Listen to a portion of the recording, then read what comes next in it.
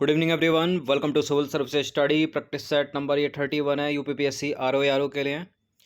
Practice करेंगे इसमें हम हिंदी के प्रश्नों पर, यानी आरओ के सेकंड पेपर।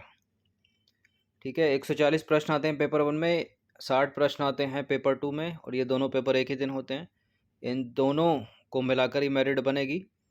ठीक है, 1/3 की माइनस मार्किंग है इसमें। 60 क्वेश्चन 60 अंक के, 140 क्वेश्चन 140 अंक के, यानी प्रारंभिक परीक्षा की जो मेरिट बनती है वो 200 में से बनती है। और इसमें हम प्रैक्टिस करने वाले हैं 20 प्रश्नों की। तो चलिए स्टार्ट करते हैं। इसकी आप फुल पेड सीरीज़ प्राप्त कर सकते हो, जिसमें मिलेंगे आपको फुल टेस्ट। डिस्क्रिप्शन बॉक्स में नंबर है, उस पर कॉल या व्हाट्सअप कर दीजिए। पहला प्रश्न है, कौमुदी किसका पर्यायवाची है? चांदनी का, तरंग का, रात का, जीव का। किसका पर्यायवाची है कौमुदी? देखिए, रात के रात्रि हो गए, निशा हो गए। ठीक है, जीव का रचना हो गया, तरंग का हिलोर हो गया, उर्मी हो गया। कौमुदी चांदनी का पर्यायवाची है। तो चांदनी के पर्यायवाची कौन कौन से? यह सब चांदनी के पर्यायवाची हैं। यह सब कौन कौन? चंद्र, मरीचि, चंद्रिका, ज्योत्सना, कौमुदी। क्वेश्चन नंबर 2 पर आ जाइए। इनमें से कौन सा एक सही नहीं है? मेघ जीवन, पपीहा, पिशुन, कोआ, सैलजा नदी, बायस, कोयल। पर्याय युग में ये भी मेघ जीवन पपीहा का पर्यायवाची है, शैलजा नदी का पर्यायवाची है, पिशुन कौवे का पर्यायवाची है, वायस जो है कोयल का पर्यायवाची नहीं है, वायस भी कौवे का पर्यायवाची है। ठीक है, तो वायस जो है वो कौवे का पर्यायवाची है। ठीक है, कोयल का नहीं है। कोयल के पर्यायवाची कौन कौन से हैं? पिक है, कलघोष है, कोकिल है, वसंत दूत है, काकपाली है, मदन शलाका है, श्यामा है, सारंग है। ठीक है, इंपॉर्टेंट है, मदन शलाका को याद रखिएगा, वसंत दूत को, पिक हो गया, कोकिल हो गया, इनको तो पहचान पड़ी जाती है। तीसरा प्रश्न है, और तीसरा प्रश्न है, कचहरी का तत्सम क्या होगा? कृत्य ग्रह, कृत्य ग्रह, काष्ठ ग्रह, काष्ठ ग्रह। इन दोनों में से तो एक ही शुद्ध होगा, इनमें से एक शुद्ध होगा। अब आंसर क्या होगा? ए बी वाला या बी सी वाला युग्म? कचहरी का तत्सम शब्द होगा कृत ग्रह, ऑप्शन नंबर बी। तो कृत ग्रह तत्सम है, ये तद्भव है।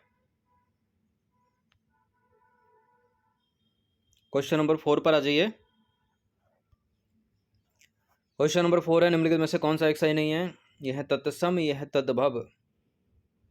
देखिए, कई बार बताया तत्सम जो है वो संस्कृत शब्द है, मतलब ज्यों के त्यों, और जो तद्भव शब्द है वो सामान्य बोलचाल के शब्द हैं या फिर संस्कृत शब्दों से आए हैं।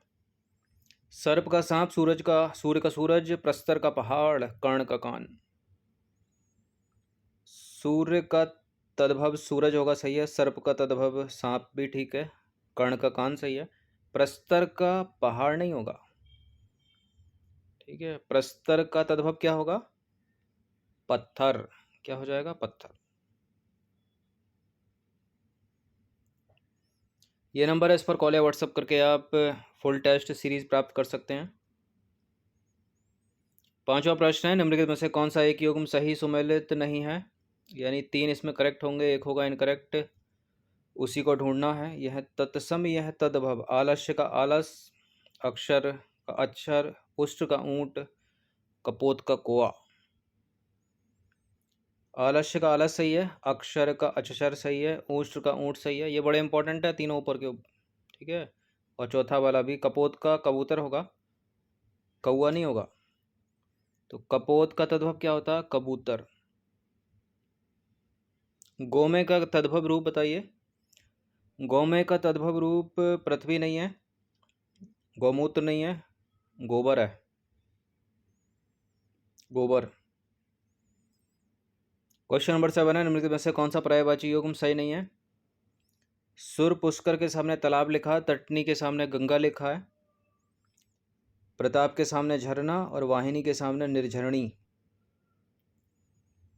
प्रताप स्रोत, झरने का पर्यायवाची सही है। वाहिनी, निर्झरणी, ये आपस में पर्यायवाची हैं। अगर ये दोनों पूछा जाए किसके पर्यायवाची हैं, ये नदी के पर्यायवाची हैं। तटनी भी नदी का पर्यायवाची है, यहाँ पर गंगा का नहीं है। तो बी हमारा आंसर हो जाएगा यहाँ पर। तो तटनी गंगा का पर्यायवाची नहीं है। ठीक है,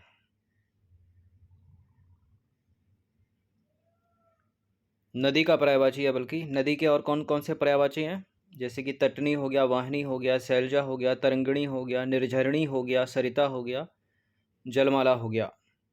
ठीक है, बाकी ऑप्शन में क्या क्या था, प्रताप था यानी झरना था, तो हमको झरने का पर्यायवाची देखना है और तालाब का देखना है। तो तालाब के पर्यायवाची तो पहले भी बताए हैं। ठीक है, सरोवर है, पोखर है, जलवान है, सरसी है, तड़ाग है, जलाशय है, सर है, पुष्कर है, पद्धाकर है, ह्रद है। ठीक है, पोखर। और नदी के सरिता, निर्झरणी, सैलजा, तटनी, वाहिनी, तरंगणी, जलमाला। और झरने की भी देख लीजिए, प्रताप होता है, श्रोत होता है, सोता होता है, स्रोत होता है, निर्झर होता है, उत्स होता है। क्वेश्चन नंबर 8 पर आ जाइए। निम्नलिखित में से कौन सा पर्यायवाची युग्म सही है? वहिन, अग्रजा, बहु, भार्या, पड़ोसन, प्रतिवासी। कौन सा सही है इनमें? बहु का भार्या होता है, बहिन का अग्रजा भी ठीक है, पड़ोसन का प्रतिवासी सही है। सारे के सारे करेक्ट हैं, तो डी है इसका आंसर। तो बहिन का पर्यायवाची शब्द क्या क्या? अग्रजा होता है, सहोदर होता है। बहु का पर्यायवाची शब्द भार्या हो गया, दुल्हन हो गया, अर्धांगिनी भी होता है। पड़ोसन का पर्यायवाची शब्द प्रतिवासी हो गया, प्रतिवेशी हो गया, हमसाया। क्वेश्चन नंबर 19 पर आ जाइए। निम्नलिखित में से कौन सा पर्यायवाची युग्म सही सुमेलित है? अनल पावक, दहन आग, समीर अनिल, अंबुज बादल। एक चीज़ ऐड कर लीजिए इसमें, सही सुमेलित नहीं है करना है इसको। ठीक है, वो नहीं छूटा हुआ है। तो अनल पावक ये आपस में पर्यायवाची हैं, ठीक है, आग के। दहन आग ये भी आपस में पर्यायवाची हैं, ठीक है। समीर अनिल ये आपस में हवा के पर्यायवाची हैं। अंबुज बादल का पर्यायवाची नहीं है। अंबुज कमल का पर्यायवाची कह लो इसको, नीरज का कह लो, तो डी गलत है। तो अंबुज बादल का पर्यायवाची नहीं है, बल्कि अंबुज है नीरज का पर्यायवाची। ठीक है, तो नीरज के पर्यायवाची जलज हो गया, वारिज हो गया, अंबुज हो गया, राजीव हो गया, अरविंद हो गया, अब्ज हो गया, इंदिवर हो गया, उत्पल हो गया, कज हो गया, कंबल हो गया। ठीक है, कंवल या कमल, कमल के तो हैं सारे के सारे पर्यायवाची है। ठीक है, और बाकी आग को अनल पावक दहन कहते हैं, यानी ये आग के पर्यायवाची हैं। ठीक है, बहुत पूछते हैं अनल को। हुताशन भी आग का ही पर्यायवाची है। और अनिल, समीर, वायु, हवा, वो एक कन्फ्यूजिंग, ये हवा के पर्यायवाची हैं वो। ठीक है, एक कन्फ्यूजिंग पेयर बड़ा बनाते हैं, अनल और अनिल लिख देते हैं कभी कभी। ठीक है, अनल और अनिल, तो अनिल हवा का पर्यायवाची है और अनल जो है वो आग का पर्यायवाची, याद रखेगा। कल्पद्रुम पर्याय है किसका? कमल का, कल्प वृक्ष का, कौवे का, काष्ठग्रह का। कल्पद्रुम पर्याय है कल्प वृक्ष का, ऑप्शन नंबर बी। ठीक है, कल्प वृक्ष का पर्याय है। कल्प वृक्ष के और पर्यायवाची कौन कौन से हैं? पारिजात, मंदार, कल्प वृक्ष, देवद्रुम आदि। पुंडरीक पर्याय किसका है? कमल का, अग्नि का, लक्ष्मी का, ब्रह्मा का। कमल का है ये है इसका आंसर।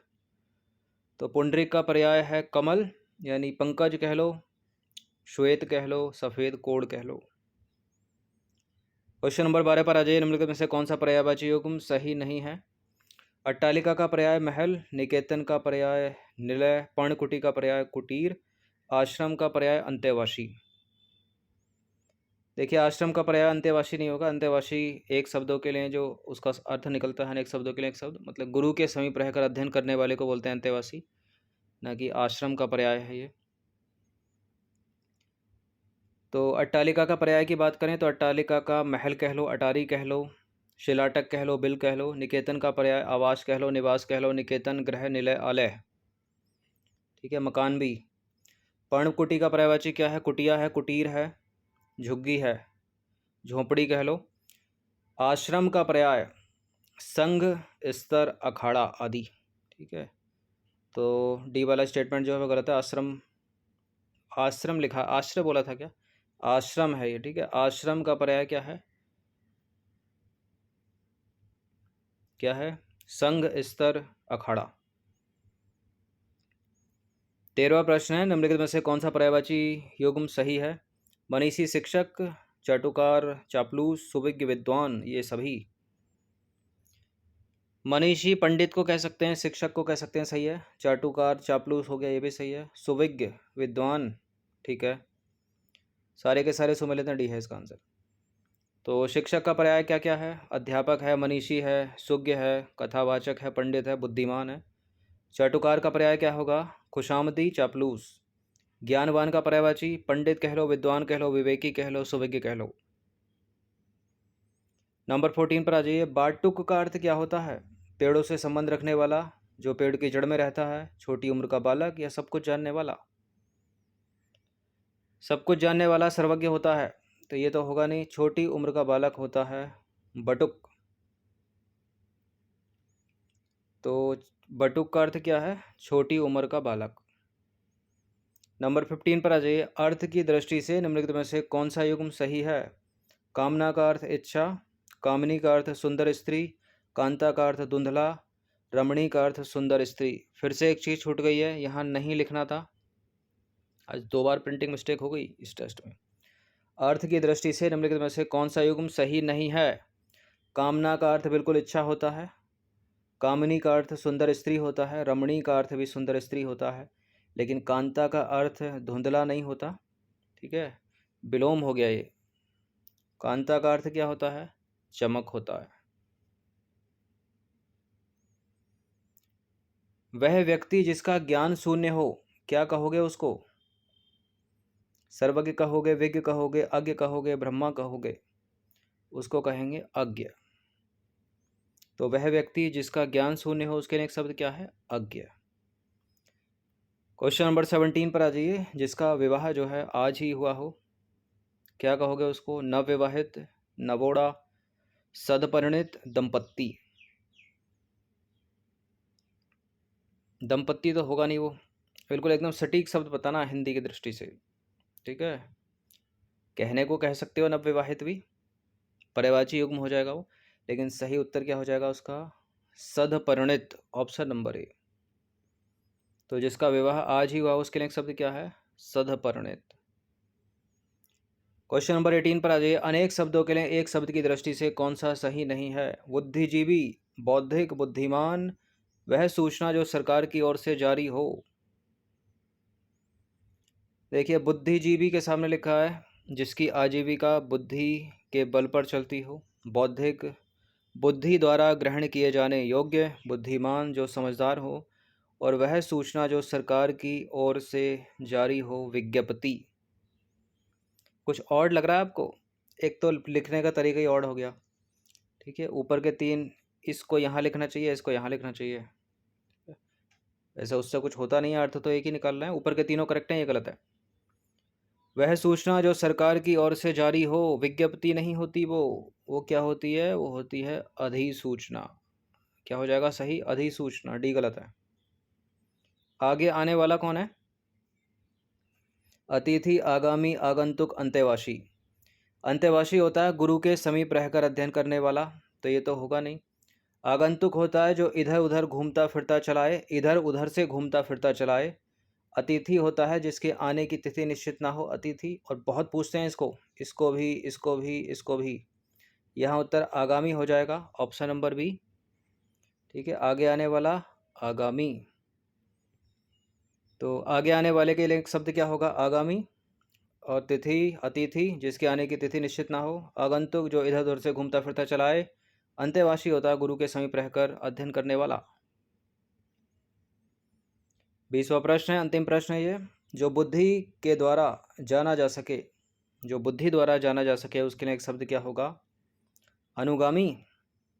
अनुगामी नहीं होगा, अनुगामी होता है पीछे चलने वाला। बोधगम्य हो जाएगा। ठीक है, सही उत्तर क्या हो जाएगा? बोधगम्य, ऑप्शन नंबर बी। तो जो बुद्धि द्वारा जाना जा सके, वाक्यांश के लिए सही शब्द क्या होगा? बोधगम्य। देख लीजिए लिखा कैसे है। तो 20 प्रश्न थे ये, यूपीपीएससी आरओ का ये प्रैक्टिस सेट नंबर है 31। ठीक है, 31 टेस्ट हो गए हैं। इसी में कुछ जीएस के हैं, कुछ हिंदी के हैं। और ये नंबर एज़ पर कॉल या व्हाट्सअप करके आप इन सभी टेस्ट का PDF और फुल टेस्ट सीरीज़ प्राप्त कर सकते हो जो चल रही है हमारी टेलीग्राम पर। धन्यवाद।